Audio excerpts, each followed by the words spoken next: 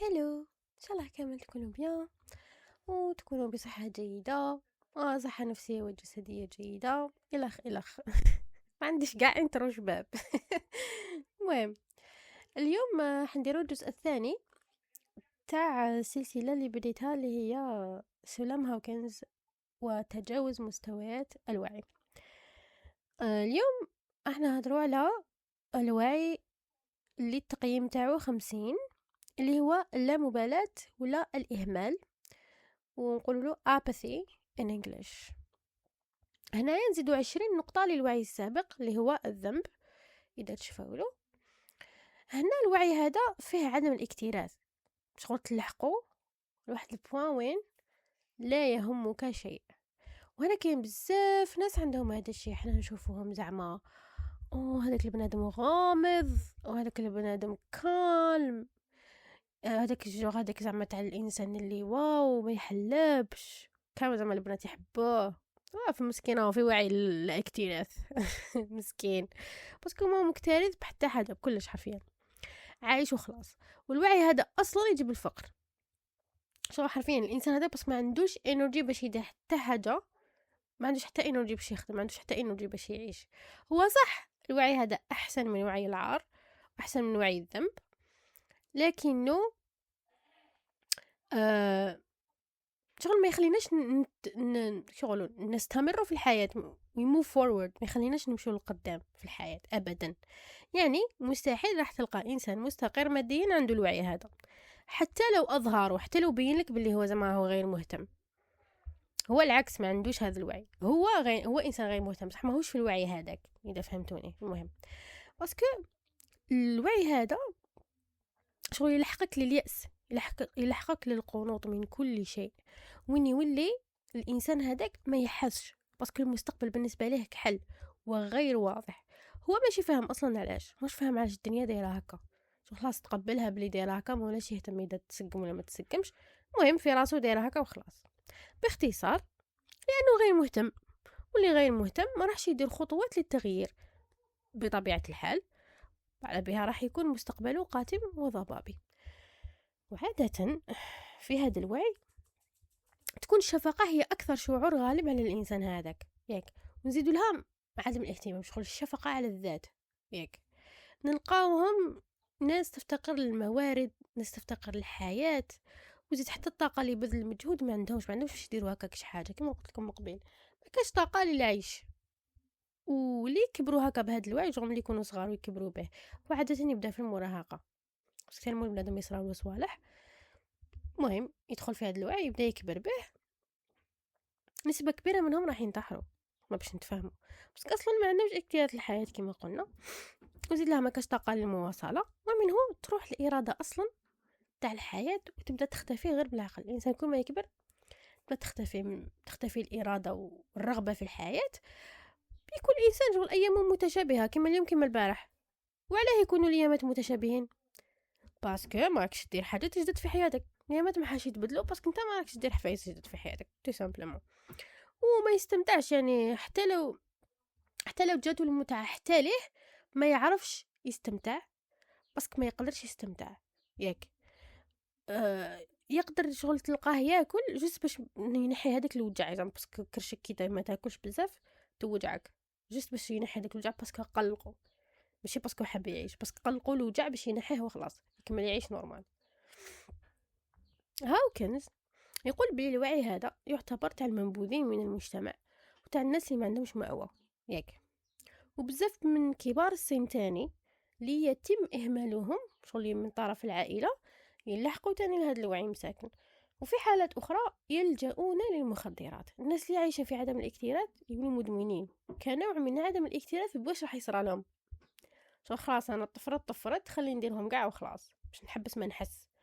الناس في هذه الدرجة من الوعي تاني يعتبروا عالة على الآخرين، عالة، وأصلا يحسوا هذه الحاجة، يحسوا بلي راهم بردن على الناس. شكون اللي راح يقدر يحمل التشاؤم هذا كامل؟ معليش نعاونك نديرلك كدا منا منين داك، بصح دايما الناس تكره الانسان، ما يقدرش يحمل نفسه، ما وش حامله حتى يحملك انت. يا هاد الحاجه اصلا محزنه بصح حقيقه. شكون راح يحملك؟ ما كانش راح يتحمله اصلا، ماشي لازم عليه يتحمل. والإحساس بالعبء يخلي اللامبالين هادو يزيدوا يبتعدوا على الناس أكتر. وزيد كنشوفوا يعني بنظرة أوسع، نشوفوها بالصورة الكبيرة، نلقاو كاين مدن معينة ولا شوارع معينة ولا حتى بلد معين تعاني من هذا الشيء. كما قلنا وعي جمعي، قادر يكون وعي جمعي وين الحكومات تعتبر هذوك الناس ولا هذيك المدينة المعينة ولا هذيك المنطقة المعينة إهدار للموارد. أي كي تشوفهم الحكومة هكاك بس تحسهم بلي مامشي ينتجوا للبلاد، تحطهم في الهامش وما تجيش كاع تمد لهم ماك، تعطي لهم غير هكا غير شويه ولا whatever. اي يولي كاين هذاك الاخر تاع الاهمال في هذيك البلاصه اللي يكونوا عايشين فيها. سما حتى كي تسكن كما قلت لكم في الفيديو السابق، حتى كي تسكن في مكان فيه وعي معين، قادر يكون مثلا في الوعي هذا قادر يكون فيه المخدرات والناس كئيبه، ياك شغل الحومه تاع لا دروغ، هذيك راهي في وعي لا اكتراث، تعيش فيها يأثر عليك هذا الشيء. وقليل ونلقاو اصلا مساعده تلحق الاشخاص هذو معزولين على الناس ومعزولين عن الحكومه. فوالا، هاوكنز يعتبر اللامبالاة حاجة نجوز عليها كامل في فترات معينة من حياتنا. اوكي، باسكو اوتوماتيكمون نجوزو بفترات عادي، جو اذا حكمتك فترة معينة نورمال راح تتجاوزها يعني شئنا ام ابينا. بصح هادوك اسمهم فترات الهبوط النفسي، تاور مومنتس، سيتو. سما اذا ديباسيت الوقت فيها معناتها كاين مشكل كبير. سما حنا كنحسوا بالاحباط وانكار القيمه، ماناش حابين ماشي انكار لقيمه الذات قد ما انكار لقيمه الحياه، ماناش حابين الحياه تكون دايره هكا بلوتو، الحياه بصفه عامه، وما عندناش الامتنان في هذيك الفتره. عادي، حاجات تصرى لكاع الشعب، حاجات تصرى لكاع الناس، المهم ما نطولوش فيها. وحرفيا هاوكنز يعتبر الطريقه الوحيده للخروج من وعي اللامبالاه هو الاراده. اش كي تولي عندك الاراده انه خلاص انا راني حاب ندير ديك الحاجه، سي بون، راك خرجت من هذاك الوعي اوتوماتيكمون، يعني انت اللي تخرج روحك من الاحساس هذاك باسكو راك حاب تعيش.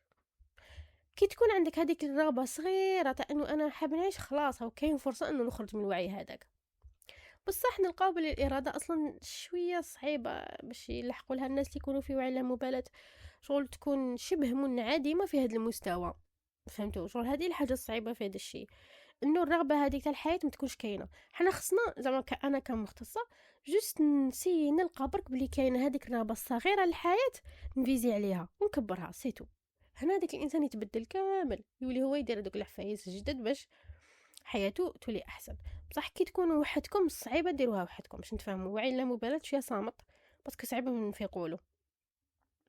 وكما قلت لكم اصلا الاراده هذه تجي من الايمان. كي يكون كاين، كي نقول ايمان ماشي لازم ايمان بالدين، بس ماشي نقولش متعلق بالدين، اوكي. كي يكون عندنا ايمان فيث انه اوكي انا راني قادر نلحق لواحد البوان مي جوست مانيش مليح دوكا، اذا امنتوا بهذه الفكره سي بون، ولا عندك فيث ولا عندك ايمان ياك. ايا اللامبالي خصو يبدا يفسر واش راه يصرالو بطريقه روحيه اكثر ياك. انا بون ندخلوا في النظريه اليونغيه اللي مانيش حابه نطرق ليها قاع دوك، ولا كما قال هاوكنز في الكتاب تاعو التوسل للقوى الالهيه لتجديد الاراده. تسمى قوه الهيه ولا قوه اكبر. يعتبر هاوكنز اللامبالاه هي سبب يعني جوهري للحالات الميؤوس منها. كاين بعض الحالات ميؤوس منها شغل ما كان you can't help them، باسكو الانسان اللي يكون عنده مشكل نفسي ما نقدروش نعاونوه اذا هو ما حبش يتعاون. فهمتوا على بها؟ كاين بزاف حالات هكا تسقسي زعما بسيكياتر، باسكو الحالات اللي ميؤوس منها عاده يكونوا عند البسيكياتر مساكن، ايا يقول يسقسيه شحال من حاله عالجتها ما يقدرش يجاوب، بالك واحد بالك زوج، باسكو عنده حالات ميؤوس منها، ماشي باسكو العلم النفس ما لحقش ولا هو صح دائما هو يتطور، بصح كما قلت لكم الحالات اللي ميؤوس منها صعب التعامل معها جدا، شو صعيب بزاف. المهم دائما كما قال هاوكنز على حسبه هو على حسب واش هو يقول بلي وعي لا مبالاة اذا خرجت منه راك صوفيت في الحياه، شغل حرفيا راك صوفيت بحياتك، باسكو صعيب يخرجوا منه. هذه اولا، وثانيا يلحق الحاله ميؤوس منها بجزء من خلال انه يكون في هذا الوعي. كيفاش يكون الاحساس باللامبالاه؟ الاحساس باللامبالاه اصلا يشبه الجفاف الداخلي، شغل كأن روحك انطفأت تموت، شغل كتحس روحك ميت من الداخل، شغل عندك ديبرسيون ياك. ديك ديبرسيون بصح ماكش فاهم ديبرسيون هذا كيفاش عامل ومنين جا ياك. تحس باللي كلش ثقيل، الحياه ما فيهاش لي كولور، ما عندكش الجهد تاع العام فشلان، حاب ترقد ولا حابه ترقدي، شغل حتى باش تروح تبروسي سنانك ما عندكش هذاك الانرجي، تعجز ترقد، ما تنقيش روحك. الاكل، الكلام، التفكير، ما عندكش انرجي حتى باش تخمم ياك. ايا الناس هذوما اللي يكونوا في وعي لا مبالاه كيحاولوا الناس يفرحوهم ولا يخرجوهم هذيك الحاله، يرفضوا لا وعيا. تولوا قراب متشائمين، كي تروحوا يدوكم كاش بلاصه كتقعدوا غير حابين تولوا للدار، الناس يقولوا هدايا شحال صامت زعما من نخرجوه معانا ما يفرح، ما كما يقولوا هكا صامت يفسد الفرحه. مهم كما قلت لكم شغل يكون كاين ارهاق، شغل عندك مرض مزمن، تحس باللي عندك لانيمي، هي ماشي لانيمي، احساس هذا ياك، احساس. ووقتاش ندخلوا في الوعي هذا؟ هو نهار اللي ما نديروش خطوات، نعيشوا بزاف في منطقه الراحه اللي قادره تكون حزن، نقعدوا فيه وما نخرجوش منه.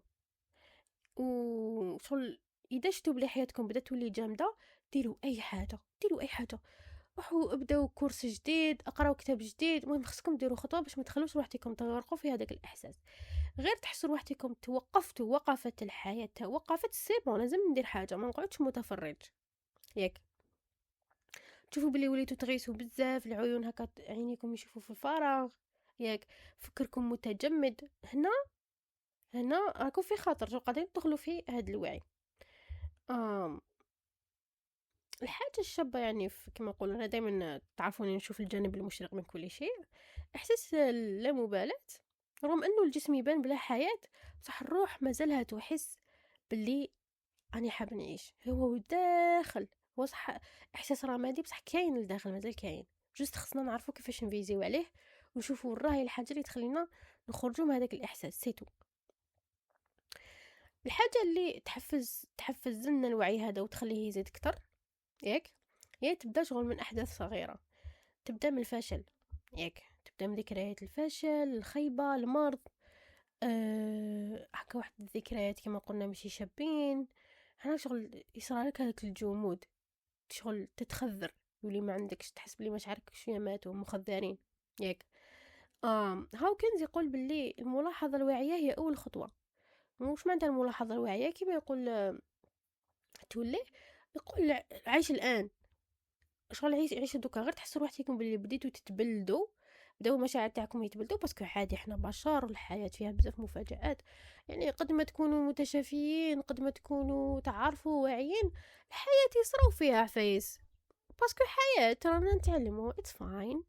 المهم واش خصنا نديرو؟ خصنا نعيشوا الان. زعما انا دوكا كاين مشاكل وكاع، اوكي، مشاكل اني دوكا عايشتهم، دوكا ما نقعدش نخمم ونغيس هذيك صارت في الباسي، ولا نقعد عايشه في المستقبل اللي راهو جاي، نو، نعيش دوك. ما هذه اسمها الملاحظه الواعيه. يعني تقصي روحك كل مره كي تواجهوا تحدي جديد، وشنو هم الاخفاقات اللي تخموا فيها. شغل مثلا كي تدخلوا، انا هاد الاسئله دائما ندهم في الجلسات تاعي باش نحط الناس، نحطهم نشوف شغل الميزان تاعهم في السلم وين راهم يدوروا، نسقسيهم زعما كي يصرالك فتره الحزن، وشنو هو اول حاجه تخمم فيها، وشنو هو اول فشل يجيك في راسك. هاي هنا نعرفوا واش وراه المحفز، فهمتوا؟ ولا كي يجي وقت معين باش شغل احساس الفراغ هذاك وقتاش يحكمك، وقتاش يجيك فهمتوا شغل. المهم اسئله بلا ما نطولوا في الفيديو. دوكا كيفاش نتجاوز الوعي؟ انا كي نشوف انسان في وعي لا مبالاه، اوتوماتيكمون خصو شخص يعاونو، باسكو صعيب ياك، باسكو شغل شتو كي تلحقوا لواحد البوين هكا زعما خلاص اوكي انا حابه نتبدل وكاع وكاع، وبعد كي يلحق وقت الصح تعاودوا تبركوا، باسكو ما عندكش جهد. اول خطوه ديرها هي تروح تشوف تطلب مساعده. من الاخر اول خطوه ديروها اطلبوا المساعده من المختصين ياك، تكلموا مع مختصين، ولا اذا كنتوا في بلاد فيها مجموعات الدعم، هذوك وين تروحوا تقعدوا معاهم وتقصروا كامل على واش صرا في الاسبوع تاعكم وبلا بلا بلا. هذه تاني بزاف مليحه. تنشيط الجسم، روحوا ديروا سبور، روحوا تحبوا، دبروا راسكم، ديروا سبور. اذا حسيتوا روحتكم بلي فيكم الاعراض اللي قلتهم قبيله، روحوا خرجوا ديروا سبور. جيبي حبيله ياك هكا اي حبيله من اي بلاصه صوتي عباليش انايا اجري في الجاردن تاع داركم، اجري في بيتك، تحركوا do something. خصكم ديروا سبور باسكو علاش خصكم تبدلوا الكيمياء الدماغيه، باسكو خلاص هو والف هذاك القعد وبلي ما كاش جهد، فورسيو عليه انه يخرج منه. ياك اذا كنتوا حابين تتشافوا فورسيو لوحدكم، على بالي بلي صعيبه، على بالي بلاكو عيانين، اوكي حنحس بيكم انا باسكو انا نعرف نفهم، بصح do something. ما ترقدوش، ما تقعدوش غير هكاك مخلين روحكم فاشلين. تاني ديروا اهداف صغيره، هكا حاجات بسيطه في اليوم، تنظيف المكتب، ترتيب السرير، كتبوا شي حاجه بعدوا على التليفون قد ما تقدروا باسكو يزيد الخمول. ديروا حفايس اللي تتحركوا فيهم وتخمموا فيهم، كل خطوه صغيره راهي ترد لك احساس بالتحكم بحياتك وتعطيك معنى للحياه. تاني نديروا ممارسات روحيه كما قلت لكم المره اللي فاتت، تامل، صلاه، تنفس، whatever. عفايس كامل من الممارسات الروحيه تقدروا ديروهم. وما تعتزلوش، خرجوا مع الناس حتى لو كرهتوا راكم حابين تولوا لداركم مغمومين you wanna die ما كماش عجبتك الخرجه كاع، خلاص اقعدي ولا اقعد، دبر راسك، فرصي روحك انه تخرج من هذاك الوعي بالسيف. التوكيدات شغل صح ما ناش عاطين لهم حقهم، توكيدات بزاف هايلين اوكي وبزاف مهمين انه يعاوننا نتجاوز مستويات الوعي واحده بواحده. بون كملنا الوعي هذا، ننتقلوا للوعي اللي موراه اللي هو الحزن. وعي الحزن هو أصمت وعي، وصح وعي لا مبالاة فيه واعر، بصح الحزن عليه صامت بس ما في قولوش كاع. تلقى روحك عايش 30 سنة في وعي الحزن وانت لا خبر، وكل ما يصرى لك حاجة تعاود تولي الوعي الحزن، مهما تحسوا وحدكم مهما طلعتوا تعاودوا تحبطوا، مهما طلعتوا في الوعي والتشافي وقع تعاودوا تولوا لهذيك النقطه وين انا مانيش شغل هكا نولي ازرق لا كولور تاعك شغل زرقاء حرفيا انا كنحسها. علاه؟ باسكو راك متجذر في وعي الاسى والحزن وانت لا خبر. هذا علاش نحسو اصمت وعي. وعي الحزن التقييم تاعو هو 75 نقطه، ثم نزيدو 15 للوعي السابق. المستوى هذا كما قلت لكم اسمه الحزن ولا الجزع، تقريبا كامل جوزناه ولفترات لاباس بها، يعني قادرين نكونوا عشنا فيه لسنوات كما قلت، بصح عادة نخرجوا منه كي نتعلموا الدرس تاع التسليم. الدواء تاع الحزن هو التسليم. اوكي صرا هذا الشيء، اني ممتنه للدرس هذا ونسمح برحيل الشعور واني مسلمه للامر الواقع، انا just move on. هي هذه هذا سهله من الفعل الصعب. المهم اسم التسليم هو دواه، بصح اللي يعيشوا فيه بزاف في حياتهم شغل حياتهم تكون شويه متوقفه، يكونوا حاصلين في مشاعر الندم المستمر. اوكي يعني ما تقدرش تتجاوز الامور اللي صراولك وتبقى دائما تفكرهم مرارا وتكرارا لحد الاكتئاب، شغل نتشبعوا بهذوك المشاعر حتى نكتئبوا بهم. نقدروا نقولوا عليه تاني مستوى الحداد والندم على الماضي، بصح ماشي الندم على واش درنا، بلوتو ماشي الندم على واش صاري، ندم على الماضي بس نقعدوا عايشين في الماضي. نلقاوها عند الناس اللي خسروا بزاف صوالح مساكن في حياتهم، شغل درجة وين والفوا الخسارة والتخلي.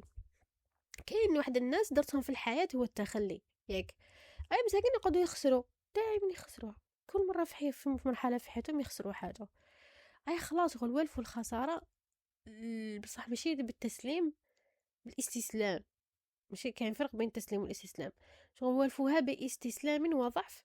اي هنا واش يصرى لهم، يعيشوا قرا في هذاك الوعي، وهذا الشيء اصلا يديهم المرحله اللي بعدها اللي هي قبول الفشل كما قلت لكم، ويولوا يتوقعوا الفشل اصلا. ياك هذا هو الجزء السيء. عبيه قلت لكم استسلام، يتوقع الفشل ويرقد له يقول لك معليش جاي الفشل اصلا خليه يندب، يولوا يحسب لي الفشل راه جزء اصلا من نمط حياتهم. وبينه بلي الانسان اللي يامن بالافكار السلبيه راح يعيشها اوتوماتيكمون. تخسر العائله، تخسر الصحاب، مالك، صحتك، باسكو هذا هو معتقدك حول نفسك، اوتوماتيكمون راح تعيشه. ويجينا هذا الوعي المنخفض في فترات مبكره من الحياه، شغل هو يجي كامل فترات كاع، بصح شغل وقتاش يترسخ كي نكونوا صغار بس نكونوا ماشي واعيين وما نعرفوش. هو يجي نهار اللي نخسروا خسارات كبيره في الطفوله ولا في المراهقه. مثلا يموتوا فاميلاتهم، الناس مساكن مثلا يكونوا مرفين ومن بعد يولوا فقراء، جو عقلهم ما يقدرش يستوعب انه زعما هذه الحياه تخبطات فيها طلعت ونزلت. بس كاين اللي كنت تحكم واحد كبير ماشي كيما يفهم، ماشي كيما واحد مسكين صغير ما يعرف والو. وتاني اللي يتعرضوا بزاف الامور سلبيه ياك ويحزنوا بزاف، شغل يصرى لهم حفايس محزنه لدرجه يولي مأمن بلي هكا الحياه. بس كما قلت لكم صغير عقله ما يستوعبش، يعني يتعرف على الجانب السلبي من العالم قبل ما يشوف الجمال تاعو. يولي يشوف غير هذاك الشيء، يشوف غير هذاك الجانب، ما يقدرش يشوف الحياه بمنظور اخر. يولي يشوف غير الجزء الفارغ من الكأس كما يقولوا. تديه الحديقه ما حش يركز مع جمال الطبيعه، حيركز غير على عياط الدراري صغار، وبلي الوسخ لصقلو في صباطو والعشب راه مشمخ، شغل يقعد مركز غير على السلبي. بس هذاك واش تعلم يشوف في الحياه. الانسان في هذا المستوى تكون عنده قناعه باللي جامي راح يتعوض، وباللي كلش اصلا يروح. شغل what's the point of anything، شغل وشنو وعلاش نحاول اصلا، بس انا حنخسر علاش نحاول. هكا يخمم داخل راسو لا واعيا. يربط الفقدان وعدم التعويض، يعني واش ما تعوضلوش واش خسر، يربطها اوتوماتيكمون بحبه لذاته. شغل يعطى كيلو ديريكت حب الذات، وكل ما يخسر كل ما راح يكره روحه اكثر ويقل احترامه لنفسه. باسكو هي السبب، شغل نفسه هي السبب انه شو يخسر، باسكو هو منحوس هكا داير في راسه وحياته دايره هكا كما قلت لكم، ما عندوش الزهر. والمشكل راح يبقى غير يخسر باسكو هو مأمن بهذا الشيء. تأمن بهذا الشيء يصرالك، فهمتوا؟ قاعد عايش في ديك اللوب دوايره، قاعد غير يدور فيها وحده. بصح رغم انه وعي الاسى وعي منخفض بزاف ويسميه هاكينز يسميه بمقبرة الحياة، بصح على الاقل عنده طاقه اكثر من الوعي الاخرين اللي شفناهم. فهمتوا؟ عنده طاقه اكثر، باسكو غير يبدا زعما الانسان هذا غير نتعاملوا معاه يبدا يبكي يبدا يفرغ يدير التفريغات، سي بون يولي قادر يخمم، باسكو مخو يولي يكون مشتت وضبابي.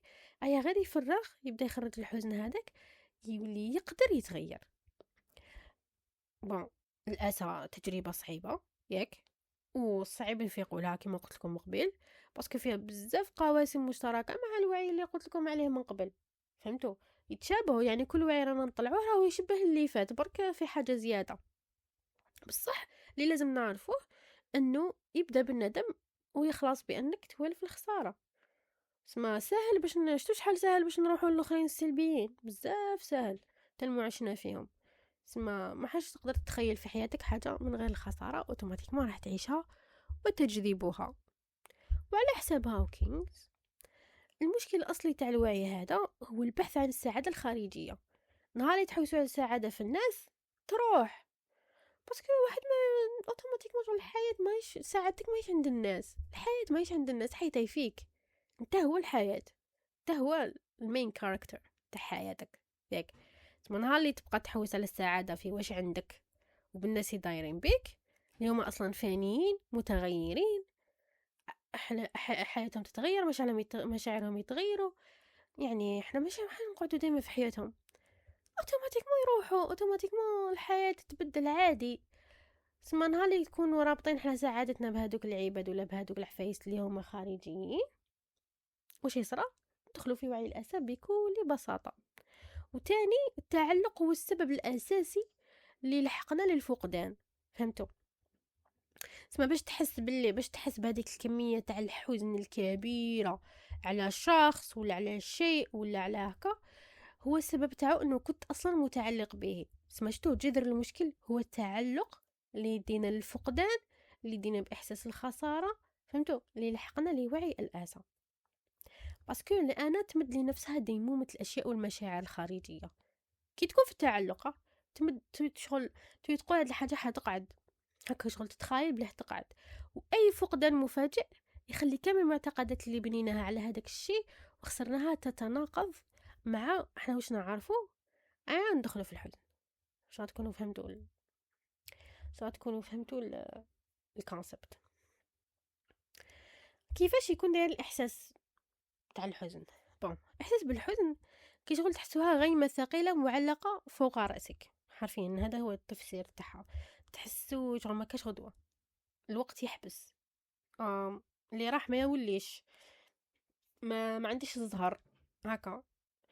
الثقل كبير هكا فوق الصدر، تحسو شغل صدرك ما تقدروش تدخلوا الهواء بيان، تحسوه مغلوق هكا، فهمتوا؟ هو احساس برك ماهوش حقيقه. دموعك محبوسه. شوفوا، يا ما تبكوش كاع، يا تبكوا بزاف، ما كاش في الوسط. يا ما تبكوش كاع شغل قد ما يصرى في الدنيا هذه ما تبكوش، يا تولوا بكاين بزاف شغل لا اتفه حاجه. آم تحبوا العفايس الحزينه، الغنى الحزين، الاخبار المؤلمه، تكونوا هكا. سورتو في لا ميوزيك كاين بزاف ناس يحبوا الساد سونغز. آه، اذا كنتوا تحبوا بزاف الساد سونغز راكو في خطر ولا ديجا راكو فيها، راكو في الوعي هذا. وشنو السلوكيات اللي قادرين يصراو في الوقت كي تكونوا في وعي الحزن؟ تولوا تعيشوا في الماضي كما قلت لكم، تبكوا بزاف، ما تحسوش باللي الحياه مدلكم فرصه. نسخه منك تحسوها ماتت، نسخه منكم ما كتحسوها مكاش، راحت. تحسوا بلي ما وليتوش نتوما، بصح راكو في طريق سيء مش طريق جيد، ياك. كاين اللي يروحوا يقمروا، ياك، يولوا يقمروا بزاف. شتو تولي معاقبه للنفس. مالغري هو كي يروح يقمر على بالو بلي حيخسر، بصح يروح يقعد يخسر، فهمتوا؟ شغل يعاقب نفسه، ولا يصابوطي العلاقات تاوعو. الناس زعما تلقاو بنادم هكا ما عنده غير صحابه ولا عنده غير فاميلته، هذوك اللي يعاونوه وزاد خسرهم، فهمتوا؟ يخسر صحته. تولي الخساره حاجه بزاف مهمه في حياتهم، لازم يخسروا، باسكو عقاب للنفس. دوكا كيفاش نتجاوزوا الحزن؟ اولا ما نهربوش منه، باسكو عاده نلجؤوا لحاجات يخلونا نهربوا من الحزن، ياك، ادمانات وصالح كيما هكا. خصك تواجهوه، خصك تواجهيه، ولا خصك تواجهه. شوف فيه قال انا انسان راني في وعي الحزن، وكي العاده نتقبله، ما نخلوش نقعدوش نقولوا اني في وعي الحزن ثم ننتقد نفسي كي راني فيه. اوكي، باسكو كاين بزاف هكا عباد لما تشرح لهم واش صار لهم ينتقدوا في نفسهم، يدخلوا في الانتقاد تاع الذات وجلد الذات. نو عندي وعي الحزن عادي، الناس قاعد يجوزوا بوعي الحزن، هو شعور طبيعي يعني بعد الخساره. اسمح لنفسك بالبكاء، ابكوا. البكاء ماهوش ضعف، كونتخير تطهير نفسي. كي العاده الدعم، سواء تروحوا كي يكون غراف نروحوا لشخص مختص، كي يكون هكا خفيف ونحسوا بلي نقدروا نتعاملوا معاه، نشوفوا بنادم نديروا فيه كونفيونس، صديق ولا هكا، ونهضروا له نحكيوا له. نروحوا لجروبات الدعم، ياك. تشتو الهضره بك هضروا مع تشات جي بي تي تريحوا. كي تهضروا معاه تحكيوا له، ماشي تروحوا ديروا عنده جلسه، احكيوا له زعما قال صرا لي كذا وصرا لي كذا وصرا لي كذا، ياك. باسكو كي تروحوا، باسكو انا نشوف بزاف عباد يقولوا لي درت جلسه عند تشات جي بي تي ودار لي كذا وقال لي كذا وقال لي عندك كذا. اتونسيون، شغل نعاودو نقولو كيما زمان، كي يوجعك راسك تروح تشوف جوجل يقولك عندك الكانسير. ماشي كيف انه تروح تهضر مع شخص، تهضر مع تشات جي بي تي كانه شخص، شو راك تهضر لصديقتك ولا تهضري لصديقك ولا whatever. ماشي تروحوا ديروا عنده جلسات، ماشي كيف باسكو ما يجيوني كوارث. المهم ديروا روتين، ياك. كي ديروا روتين هذاك يخرجكم شويه من الوعي الحزن، تحسوا بلي كان هذيك الاراده يتعاود تولي عندك شغل الامان، تولي عندك الهيكله، شغل تاع انايا عندي حياه دايره كذا وكذا وكذا، نمشي فيها خطوه بخطوه باش فهمتوا شغل باش يبدا يروح لكم هذاك الوعي بلي الحياه ماشي مهمه، والحياه غير خساره، فهمتوا؟ ديروا ذكريات جميله، ديروا ذكريات جدد. اي بلاصه كانت عندكم فيها ذكرى سيئه روحوا ديروا فيها ذكريات جميله. اي دات كانت عندكم فيها ذكرى سيئه ديروا فيها ذكريات جميله، فهمتوا؟ اهتمام بالنفس حاجه بزاف مهمه، الاهتمام بالنفس، الاهتمام بالصحه. ديروا سبور، نديروا ممارسات روحيه، ما نقارنوش روحنا بالناس، ياك. كل واحد عنده الاخر تاعو في الحياه، كل واحد هو يمر بمرحله مختلفه، وكل واحد وقته. كاين اللي يحكموا وعي الحزن كي يكون 16 سنه، كاين اللي يحكموا كي يكون 60. عادي يعني، ماشي باسكو هذاك خير من هذاك، ياك. الحياه ماهيش سباق، والحزن رحله ماهيش وجهه. هذه هي. كملنا مع وعي الحزن، نروحوا لوعي الخوف ولا مستوى الخوف. المستوى هذا هو 100، سما طلعنا بزاف رانا ملاح. الخوف غير من والو. اوكي، كاين فرق بين تقبل الخساره والخوف من الخساره. اسمع هنايا رانا بيان، كنا هو صح وعي منخفض بصح مقبل كنا متقبلين الخساره، دوكا ما راناش حابين نخسروا ياك، انا خايفين نخسروا. that's a good thing. هنا اسم نزيدو 25 نقطة للوعي السابق. في هذا المستوى تتوفر الطاقة بزاف أكثر من اللي كانت ياك، يعني يكونوا نحاولوا وحابين نعيشوا برك خايفين من الخطر، سواء كان الخطر هذا مجهول ولا خطر حقيقي كاين منه ولا ما كاش منه ياك. اللي لازم نعرفوه انه وعي الخوف اصلا وعي مسيطر على العالم كاع، ما كاش وحدكم، كامل لو موند عايش في وعي الخوف في المرحله هذه تاع في هذا الزمان يعني ياك. طبعا ولا على الاقل كما نقولوا معظم العالم عايش فيه. كامل عندنا الخوف من المستقبل او من وش راه جاي بطريقه او باخرى وبدرجات متفاوته. الناس في هذا المستوى عندهم يقين ان العالم خطير، العالم مكان دونجي ومعمول بالخداع والافخاخ والتهديدات، وكل ما شو هو صح العالم فيه حاجات ماشي ملاح، بصح ما فيهش غير الحاجات ماشي ملاح، فيه كلش، فيه الحاجات الملاح فيه حاجات ماشي ملاح. حنا خصنا التوازن. كل ما تآمن بلي العالم مكان سيء كل ما راح يزيدوا الاحداث يولوا اسوأ في حياتك، يعني كل ما حتتعرض صح للخداع وهذوك المخاوف الصح يزيدوا يتحققوا. وشنو الحاجه اللي تزيد لك وعي الخوف؟ هو كيتبعوا الاحداث العالميه، احداث واش يصرا في الموند، ما تبعوش واش يصرا في الموند، واش دخلك عمك نحير في الناس يتبعوا الاخبار، شا دخلك علاه تشوف واش صاري في اوكرانيا، شا دخلك انت في اوكرانيا؟ ما فهمتش. حبيت تشوف بوليتيك، اوكي روح شوف بوليتيك برك، ما تشوفش واش يصرا احداث سيئه في العالم، ما تتبعش صح. معليش نقدر نعرف بلي اوكي كاين حرب في البلاصه الفلانيه، اوكي بس ايش نفهم لي ديتاي. صح هذوك الناس نحنا هذوك الناس ما عايشين تما مثلا ندعو لهم اوكي ان شاء الله يولوا بيان، صح مايش عندي هاد الحاجه. اوكي عند الناس ندعو لهم وحنا نمتنوا على الامان اللي رانا عايشين فيه وسيبو، ما نقعدش نتبع لي ديتاي. ندخل في وعي الخوف تولي عايشين كشغل هما كشغل اكو في حياتهم، كشغل عايشين في هذيك المكان اللي صار في هذاك الشيء. الاحداث العالميه السيئه تغذي لك المعتقد اكثر واكثر لوين يدينا المشاعر اخرى اسوأ، تخلينا نصابوطيو روحتينا. فهمتوا؟ الاخبار ياثروا على اللاوعي تاعنا بطريقه بزاف سيئه من غير بعدوا عليهم.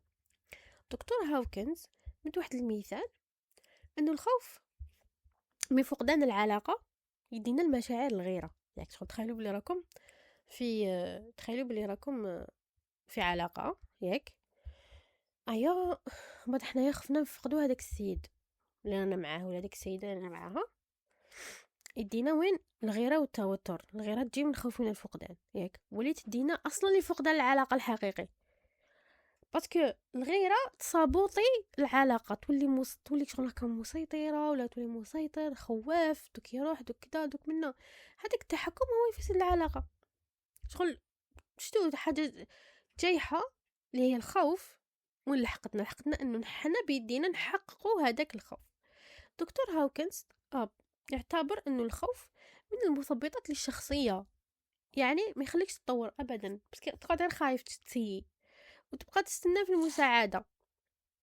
على بها الانسان الخائف دائما شغل الناس اللي خايفين دائما نلقاهم مخبيين تحت ظلال اشخاص اخرين ويكونوا دائما تابعين. الخائف بلوتو جامي حيكون قائد، بس ما يقدرش يتخذ قرارات بس يخاف من واش حيصرى كيتخذ قرارات. كاين خوف واقعي عادي، اوكي عادي نخافوا، اللي يخاف السلم ياك، باسكو هذا ما يسموهش خوف، يسموه حذر.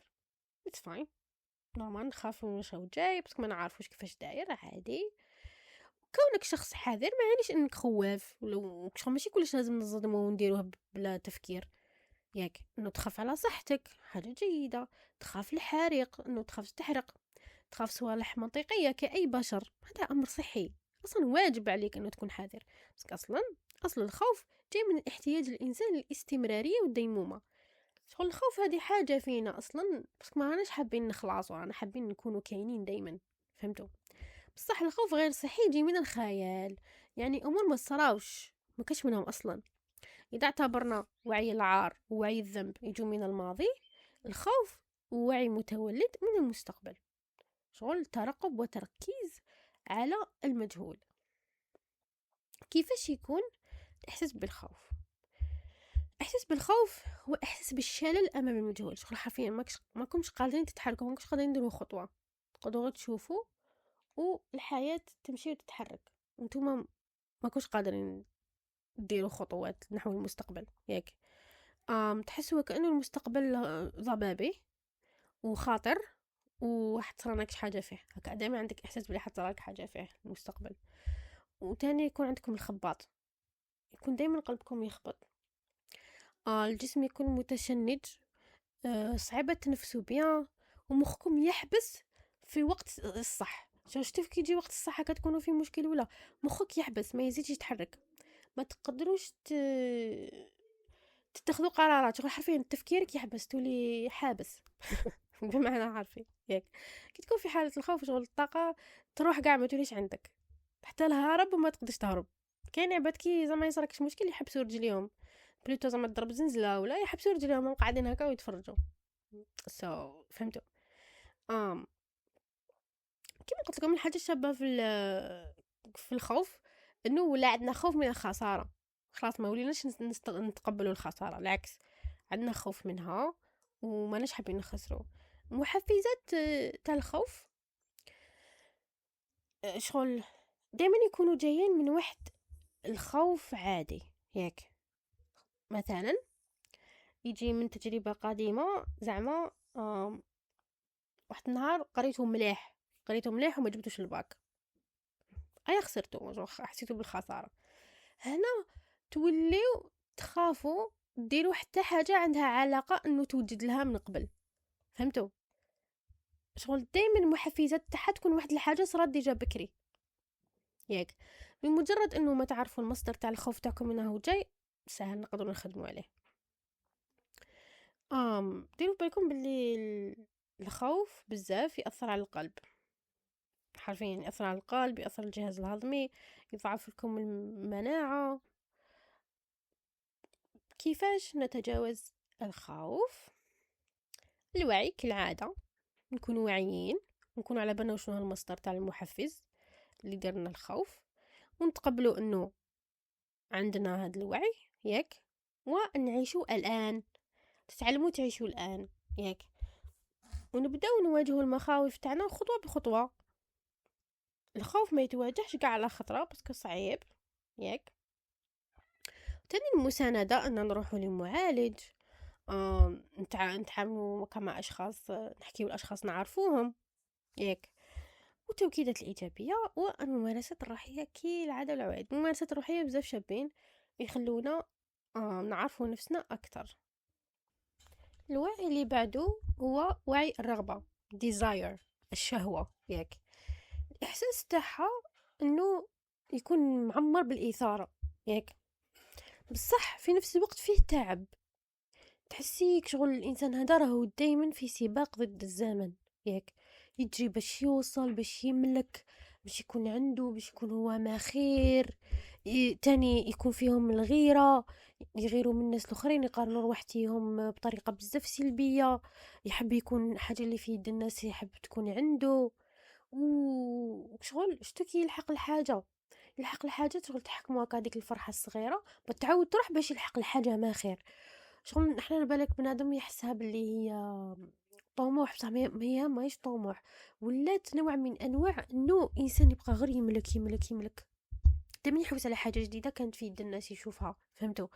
باش برك يولي عنده، ماشي باسكو هو يحب ينجح، ما عندوش هدف معين، الهدف الوحيد اللي عنده انه يملك حاجه شافها وخلاص. ياك واش يدير الانسان في الانرجي تاع الرغبه؟ يقارن نفسه كما قلت لكم بزاف، وين يولي منافس تنافسي بلوتو بواحد لا فاصون بزاف توكسيك، يقدر حتى يدير فيك الشر باش بك يلحق، ويخطط بزاف. عند كل حاجه عنده ليها خطه. خطه الف عندها خطه باء، خطه باء عندها خطة ما باش شنو، فهمتوا؟ تاني متحايل، يضغط على الناس، شغل براغماتي، عنده الغاية وبرر الوسيلة، ما يهمش كيفاش يلحق، المهم يلحق.